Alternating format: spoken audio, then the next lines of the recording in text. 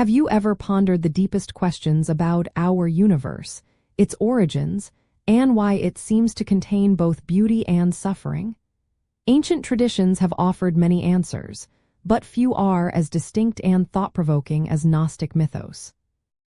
Gnostic Mythos explains the universe's creation as a complex, often tragic, descent from a supreme, unknowable divine source, resulting in a material world that is fundamentally flawed or even an error, designed by a lesser, ignorant deity.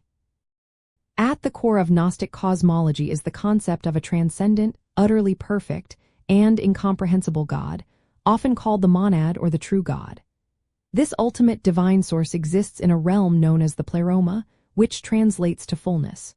From this Pleroma, a series of divine beings or emanations, called eons, manifest in pairs. These eons representing various divine attributes and aspects. The balance and harmony of the Pleroma are eventually disturbed by the lowest of these eons, often named Sophia, which means wisdom. Sophia, driven by an incomplete desire to understand the true God, attempts to create something on her own, without her divine consort. This act of incomplete creation, born out of ignorance rather than divine will, results in an imperfect offspring. This offspring is the Demiurge, a powerful but blind and arrogant creator god who then fashions the material universe and humanity in his own image, believing himself to be the one and only God. The Demiurge is typically associated with the Old Testament God and is seen as the architect of our flawed physical reality.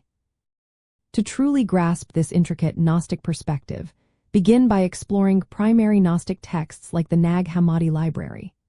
Focus on foundational narratives such as the Apocryphon of John or the Hypostasis of the Archons, which detail these creation accounts.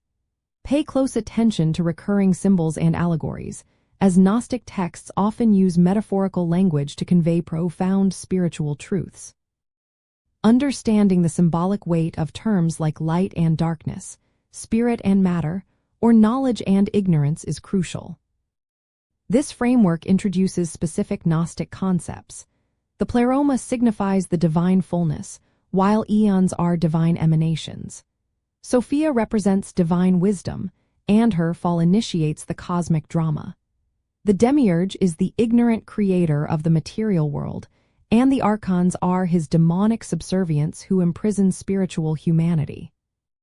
These terms illuminate a cosmology centered on spiritual awakening and the pursuit of Gnosis, which is direct intuitive knowledge of the divine. Understanding the Gnostic mythos offers a powerful lens through which to examine existential questions, the nature of evil, and the purpose of human existence. It challenges conventional religious narratives by proposing a dualistic view where liberation comes from realizing our divine spark, trapped within a material world not of the highest God's making.